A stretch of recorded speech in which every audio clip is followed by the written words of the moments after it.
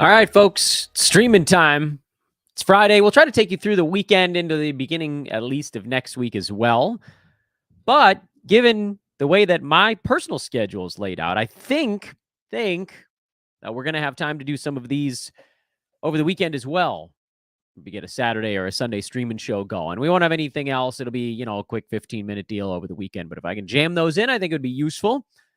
And, you get so much injury news every day that it feels like, we do these shows, we do these streaming shows. When you try to look ahead a day or two, it becomes extremely complicated because you don't know who's going to get ruled out. And frankly, in the time between when I created this stream like 10 minutes ago and going on air, Desmond Bain got ruled out for tomorrow. And Luke Kennard sounds like he's getting ruled in for tomorrow. So it's literally happening every half an hour. Meaning, if we can do a show on the day of the games, we should try to do a show on the day of the games. Welcome to Fantasy NBA Today, one way or the other. I'm Dan Besbris. Thanks, as always, for tuning in, everybody. Please take a moment, if you're joining us for the very first time, to like, rate, and subscribe.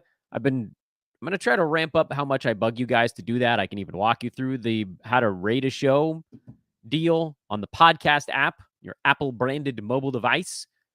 Maybe I'll do some more of that over on social media. Time to make a push, I think, on that side. SportsEthos.com, the website. Sports Ethos on Twitter is, Sports Ethos is one of them. You can also do Ethos Fantasy BK for just the basketball feed. And again, I am Dan, D-A-N, Besbris, B-E-S-B-R-I-S. Who has bad schedules? All right, suppose we can start there. That seems reasonable enough. It's a good place to begin because then you know who you can perhaps dump. Toronto, who had one of the worst schedules yesterday, continues to have one of the worst schedules. They are a day closer, the Raptors are, to their one lone game the rest of this week, which is on Sunday. But bad news for Raptors fantasy holders is that they're off again on Monday before they do then finally start a better scheduling stretch where they have a back-to-back and actually 6 games in 9 nights. So the Raptors go from a bad schedule to a pretty good one between Monday and Tuesday of next week. But they're a really bad team to be sitting on. If you had a Raptor, you should have gotten off of them yesterday. But believe it or not, they still have the worst schedule even today. Also, among the bad schedules, Milwaukee, believe it or not, now goes from having a really interesting schedule because they played on all the light traffic days to having a pretty crummy one. Yes, they play tomorrow, so if you're sitting on a buck, you can hold through tomorrow.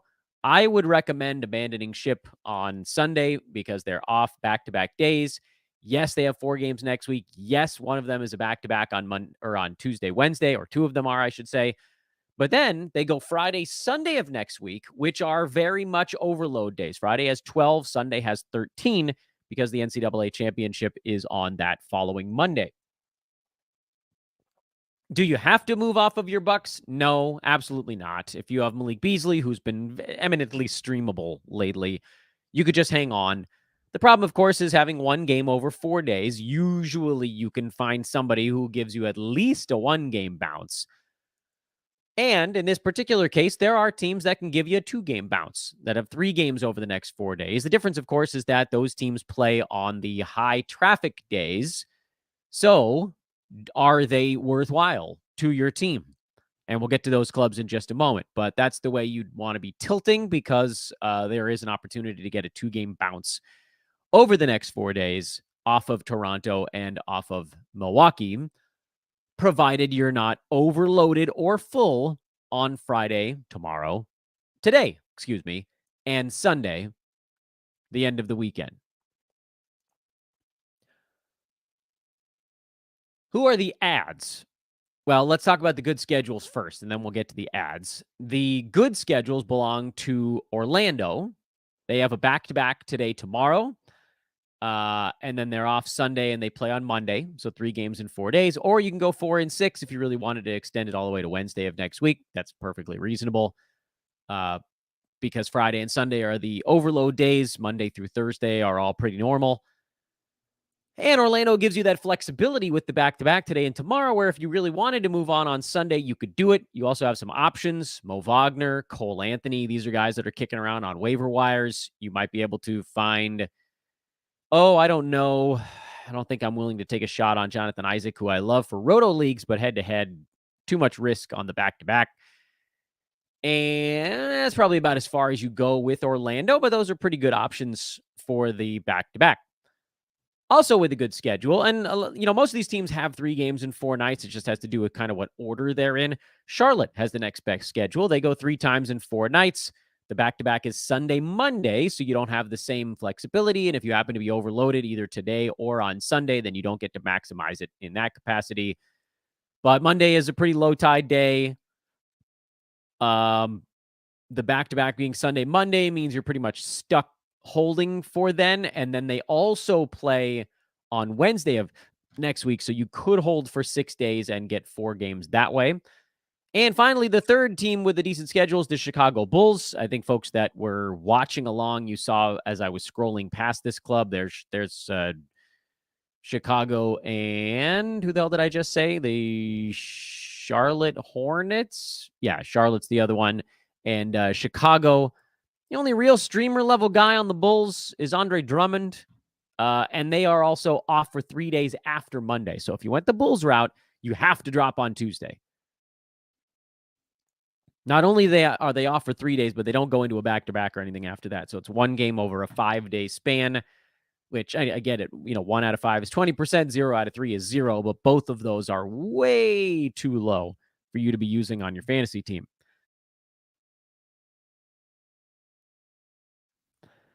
I already mentioned the players that you could roll with on Orlando if you wanted to go that direction. If you wanted to go Charlotte or Chicago, we just talked about Andre Drummond. Charlotte has a handful. Vasilija Micic is streamable, especially if you're hunting assists. Grant Williams is streamable if you're looking for threes and a couple of rebounds. Nick Richards is streamable if you're looking for boards and field goal percent. And Trey Mann, if he's floating around on waiver wires, is streamable if you want kind of a little bit of everything with maybe not the world's greatest percentages. But there are a lot of options on the Magic and the Hornets between the two of them, even if there aren't all that many on the Chicago Bulls. So you have some pretty good options if you're trying to upgrade, but those only make sense, I'll repeat it again, if you're not full today and Sunday. Because if you're full today and Sunday, you might not be able to get both of the games played they have the rest of this week. You might be able to get 1 out of the 2. So I think today's what? Friday. Today is a dozen and Sunday is 10 or something like that. Just off the top of my head, I'm pretty sure that's what it is. I've looked at a lot of schedules here over the last couple of weeks, so apologies if I got that number wrong. In all likelihood, you probably are full today or extraordinarily close to it. Sunday, I think there's a lower probability. If it's, 10 games out of 15, 2/3 of your team is playing. If you've got a 13 game or a 13 slot roster like on Yahoo, you probably have 8 to 9 of your guys going. So there's probably some room on Sunday. The other, the thing you really need to be checking in is on today, which is why if you're sitting on someone like a Boston, for instance, that only has 1 game left the rest of this week, or Atlanta that only has 1 game left the rest of this week. And I know I mentioned the other 2 teams, Milwaukee as a worse schedule and Toronto, because they're 1-4, but there are a lot of teams that only have 1 game left this week in 3 days. So those are also possibilities. You'd have to then probably, it's not as good because those teams go on Monday. So it's not a bad schedule per se, but you could turn a 1 into a 2 with a team like Boston. They're one of them. Atlanta's another one. We've talked about Indy as one because they're done after today. You're not going to make a move there, but after today, you could make a move on those clubs. Phoenix and Portland are done for the week after today. That was what other be ones that you'd look at. We talked about Toronto with just the 1 game left over the weekend. New Orleans has just 1 game tomorrow. Memphis has just 1 game tomorrow. So there's all these teams that only have 1 game left the rest of this week. You have to just make sure, again, their schedules are not as bad because they play on Monday, the clubs we were just talking about, not Toronto, not the ones that I had mentioned earlier, but the ones I just threw into the mix that, aside from Milwaukee, play tomorrow, Saturday, and Monday. But again, if you're really going hard at this week, the players you should be looking at dropping are the ones that only have 1 game left the rest of this week, even if next week their schedule starts a little bit better, because you want to maximize your games, turn a 1 into a 2, if your schedule allows for it. If you're full today and Sunday, you pretty much just hold through today. Then there's no reason to make a move today.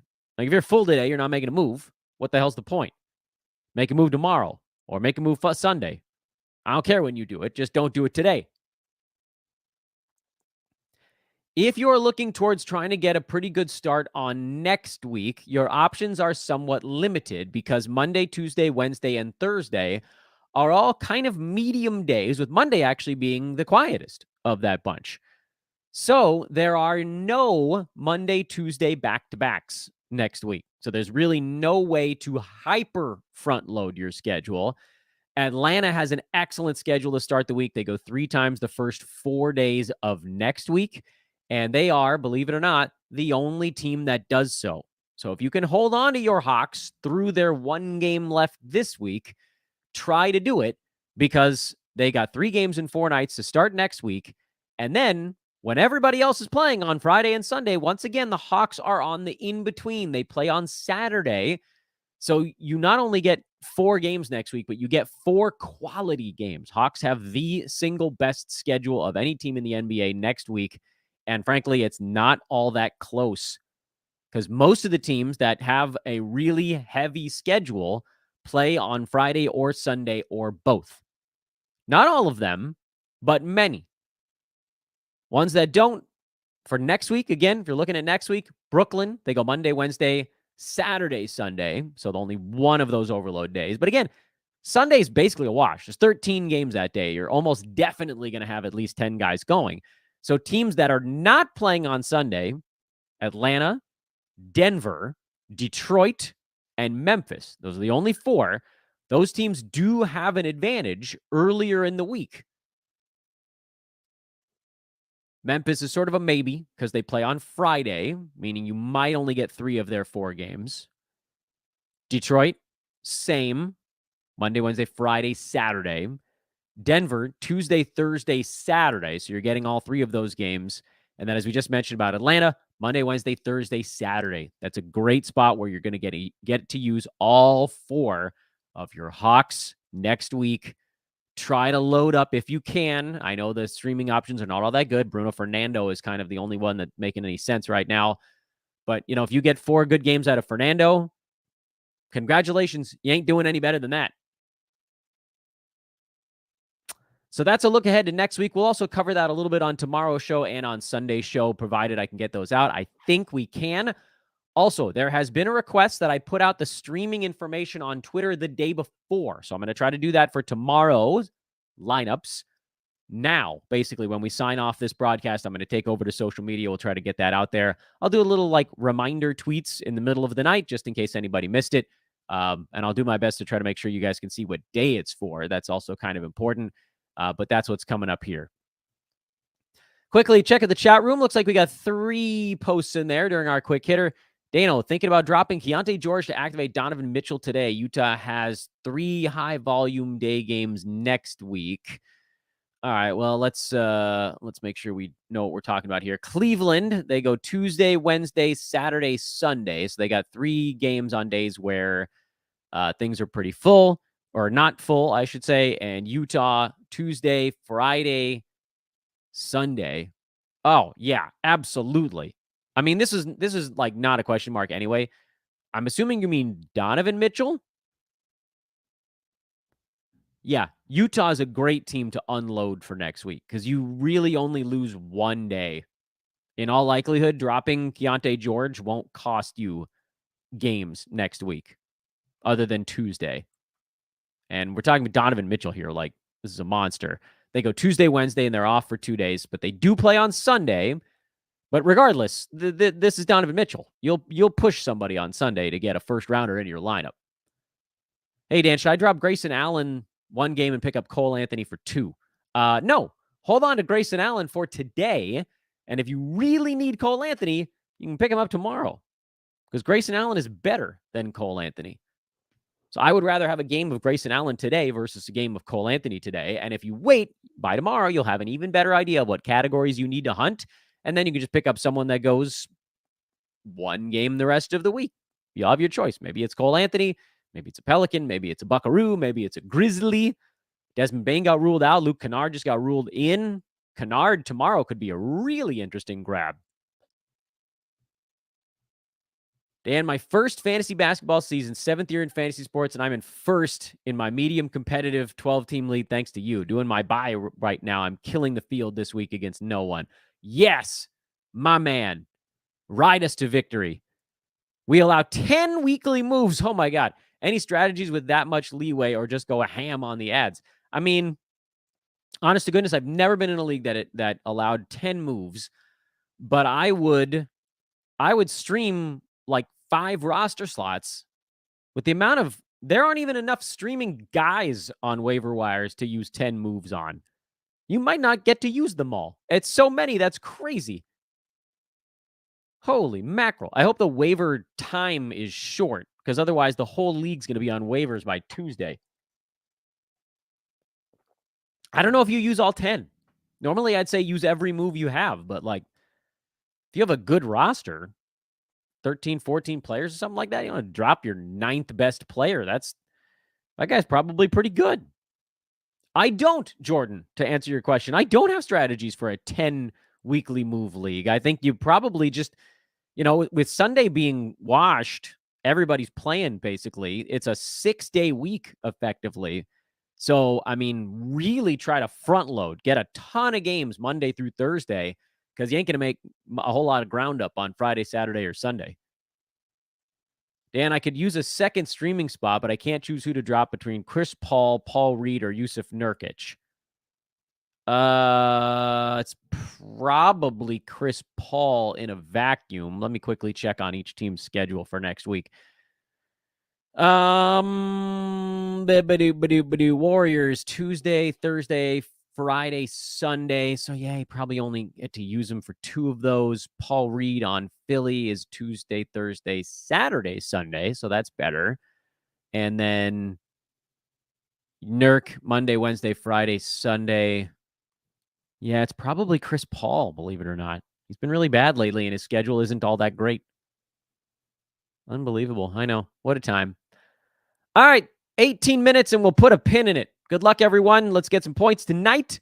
And again, I'll try to get back with you tomorrow morning with a streaming show for Saturday. And please do check over on Twitter at Dan Bespris. That name is on the screen. It's very easy to see. If you're watching on Twitter, make sure you hit follow because when this show's over, I'm going to dig right into tomorrow's best schedule moves that take you through the following week. And with that, once again, I ask to please like, rate, and subscribe. I'm actually begging. I think this is because the off season's coming and then nobody's going to be listening. I'll be shouting into the void on this show. But we do have shows all off season long in case you get bored. I hope you do. I hope you come hang with us. In any event, I'm Dan Bespris. Appreciate all you guys for watching. See you soon.